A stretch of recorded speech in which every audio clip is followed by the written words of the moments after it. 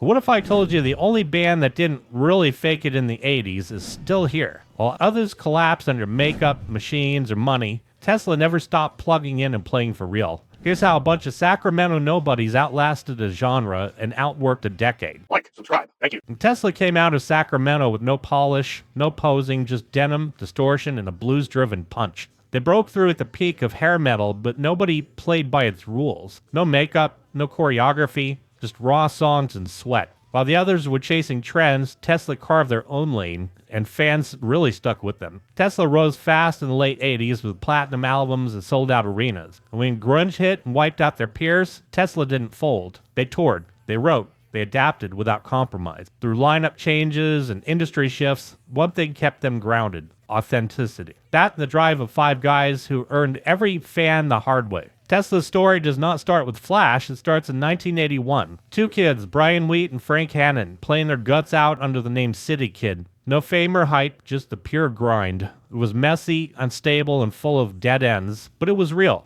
They cycled through names, members, half-formed visions, from Earthshaker to City Kid, of course. And from 1981 to 1984, the lineup shifted constantly. Colleen Loy, Brooke Bright, Jeff Harper, Bobby Contreras, Joey Murrieta, Curtis Chapman. Every new face meant starting over. But Brian and Frank, they never bailed. Through all the chaos, they just kept chasing that sound that they knew was in there somewhere. They didn't have it all figured out, but by the time they had the momentum going, they refused to lose it. They kept the name, kept that mission going, and they kept searching for players who saw what they saw. And everything changed in 1984. After years of lineup roulette, the missing piece finally showed up: Jeff Keith. Straight out of Oklahoma, Keith brought more than just a voice. He brought that presence, that ragged, howling tone that could cut through walls. And with him on the mic, City Kid suddenly had an identity. And this is the year the band starts to look like Tesla. Hannon holding it down since the beginning. Wheat, the backbone since day one, and now Keith, raw, unpredictable, and electric.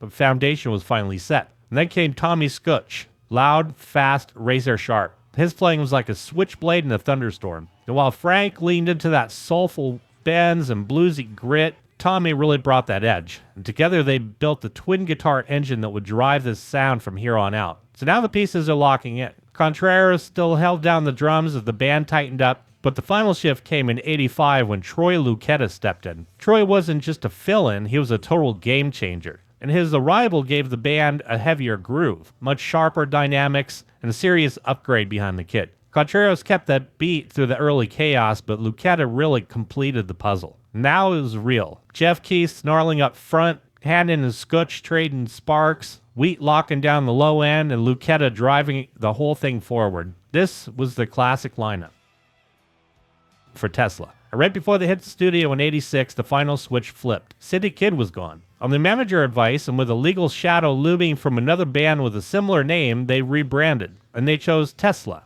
It was sharp, strange, and it meant something. Nikola Tesla, the misunderstood genius, visionary outsider, symbol of power, defiance, and innovation. And the band didn't just adopt the name, they absorbed the vibe. It shaped their album, titles, lyrics, and their image. And it gave their hard rock roots a really huge jolt. The name change was the last step, the signal that the long haul of that portion was over. 5 years of near misses, revolving doors, underground grinding had led to this. So now Tesla was ready, the struggle had forged them, and now came the surge. With a name that sparked curiosity and a lineup finally locked in, Tesla stepped into the scene dominated by hairspray, eyeliner, and of course power ballads. Glam metal was ruling the charts. Flash and excess were the currency. But Tesla wasn't going to play that game. Showing up in jeans, t-shirts, and worn-out boots, their sound came straight from the '70s playbook. Blues heavy, riff driven. Where others leaned on synths and studio polish, Tesla was leaning into that grit. And it made them outliers. It made them really stand out. Overall, though, it made them timeless. But they shared stages with the big names of the glam era, even if they never felt like one of them. But they still got the label hair metal slapped on them anyway, much to their frustration. They saw themselves more as a rock band, plain and simple, more Zeppelin than Poison.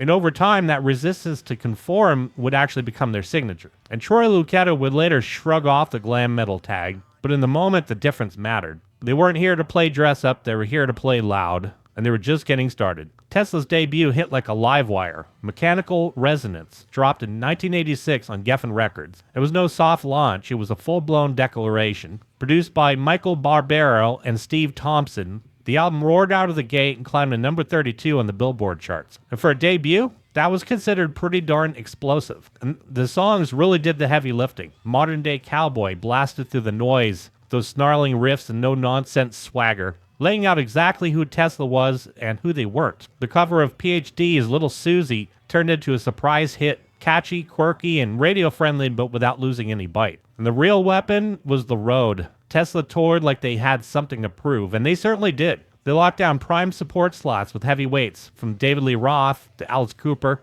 But the game changer was Def Leppard's Hysteria World Tour. Night after night, in front of tens of thousands, Tesla delivered. Loud, tight, and unapologetic. The crowds came for Leppard, but left remembering Tesla. By the end of that run, Mechanical Resonance had gone platinum. And by 1989, Tesla was climbing. The Great Radio Controversy dropped like a hammer, peaking at number 18 on the Billboard 200, and doubling the success of their debut with a double platinum certification. Tesla did not undergo a sophomore slump. This was a band fully stepping into its power. And the album delivered 5 hit singles, each a showcase of Titan's songwriting and definitely sharpened musical chops. And one track changed everything, Love Song. Yes, they also kicked out a ballad, but it wasn't your typical power ballad. It had soul to it, and it was a slow build power ballad that detonated into an anthem. It cracked the Billboard Hot 100's top 10 and proved that Tesla could hit just as hard with heart as they did with volume. Jeff Keith's voice just dripping with emotion, cementing him as one of the most distinct frontmen of the era. And overseas, that momentum carried. The album hit number 34 in the UK, signaling Tesla's sound wasn't just resonating in the States, it was going global. And here's a kicker. In the middle of their rise, they didn't lose the plot. Promoting The Way It Is, the band launched a canned food drive, free show admission for donations, just 5 guys trying to use the moment for something real. And instead of chasing stardom, Tesla was actually building something deeper, and it was working. In 1990, Tesla pulled off one of the boldest pivots of their career. Started with a stripped-down version of Love Song at the BAMI Awards, a performance that landed harder than anybody expected. The crowd reaction planted a seed, and that during downtime on the road with Motley Crue, co-manager Peter Mensch had this brilliant idea, and he threw down the gauntlet. Said, hey guys, how about trying an entire acoustic set? And the band flinched. Acoustic was not in their comfort zone. But they leaned into that discomfort, and on July 2nd, 1990, at the Trocadero Theater in Philadelphia, they did it. No walls of amps or distortion, just songs, bare and exposed. And the result was 5-man acoustical jam released that November. Straight up, intimate,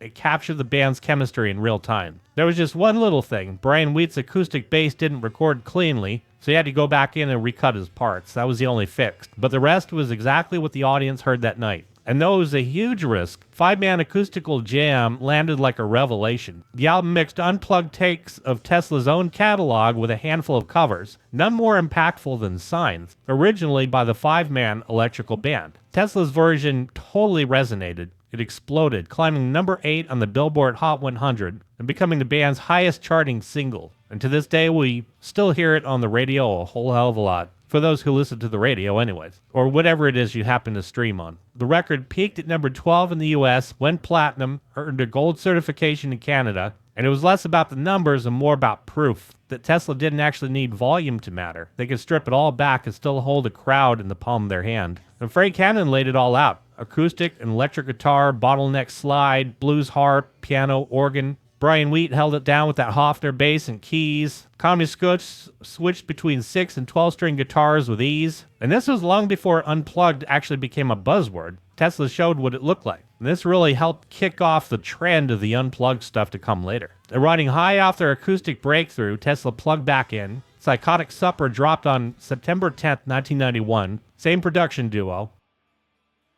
Steve Thompson, Michael Barbaro, but this time the band stepped up as co-producers, taking more control, and the result, it was more tight, more raw, less polished than many would consider their creative peak. And it hit number 13 on the Billboard 200, hit number 44 in the UK, and went platinum by 93. So it was a success. No gimmicks, gloss, just hard-hitting blues-soaked rock. Edison's Medicine was a standout single, and also a full-on history lesson taking aim at the man who tried to erase Nikola Tesla from the textbooks. Call it what you want, distilled their entire sound into 4.5 minutes. Song and emotion dug deep into that bluesy vibe. Well, government personnel kept it bare bones. One mic, one take, pure acoustic bite. And while today's generation hears Tesla and thinks of exploding Cybertrucks, Psychotic Supper was the original voltage. Real musicians, real songs, zero autopilot. This was pure evolution all the way. However, behind the scenes, cracks were starting to show. During the Psychotic Supper era,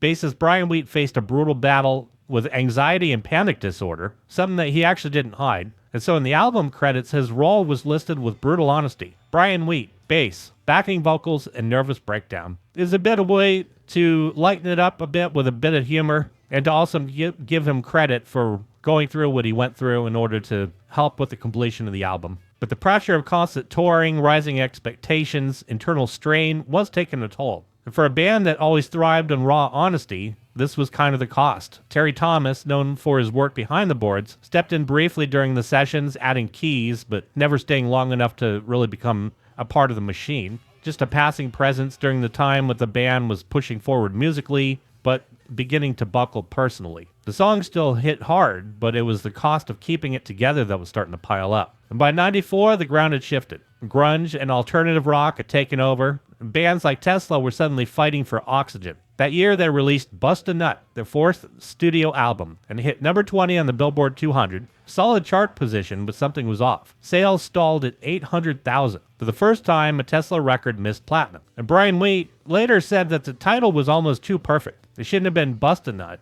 It should have been Bustin' Up. Behind the scenes, the band was splintering. The chemistry that once held everything together was under siege. Burnout, frustration. They're starting to get the cold shoulder from the industry. Music still had muscle, but the foundation was shaky. The Bustin' Nut would mark the end of the original run and the beginning of something far more uncertain. And the tension finally snapped. After wrapping up the Bustin' Nut tour, Tesla quietly disbanded in 1996, stepping into a 6-year hiatus that looked from the outside like the end. Tommy Scutch's battle with substance abuse had reached a breaking point, and the weight of it, combined with years of mounting pressure, just forced the band to just stop. Brian Wheat formed the band called Soul Motor. Frank Hannon launched Moondog Maine. Jeff Keith and Scutch teamed up for Bar 7.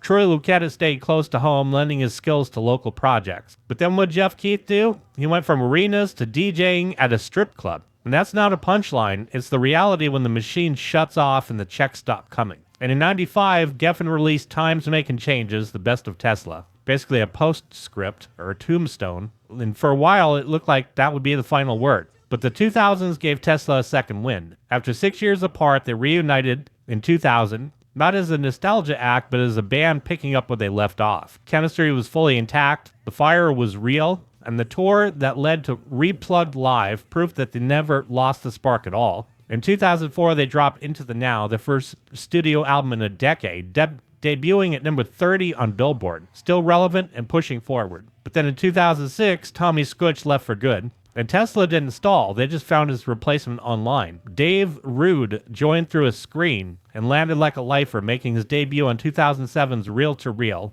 which is a really gritty covers collection. And that same year brought A Piece of Time, a 6-track EP that showed that Tesla wasn't stuck in the past and that they were still creating. By 2008, Tesla launched their own label and released Forevermore, followed by 2011's Twisted Wires, revisiting their acoustic roots, and then Taste My Pain in 2013 and Simplicity in 2014, which hit number 24 with their signature raw sound. In 2016, they marked 30 years with Mechanical Resonance Live, featuring a new track produced by Def Leppard's Phil Collen, who later produced 2019's Shock, adding polish that split fans but proved Tesla was still evolving. And they kept that energy going. 2021's Cold Blue Steel, 2022's Time to Rock, and 2023's Full Throttle Live, recorded in Sturgis. In 2024, they dropped All About Love EP, still writing, still roaring. In 2021, longtime drummer Troy Luccketta stepped back to focus on the family, and Tesla again did not miss a beat. Steve Brown, a past fill-in, stepped in full-time.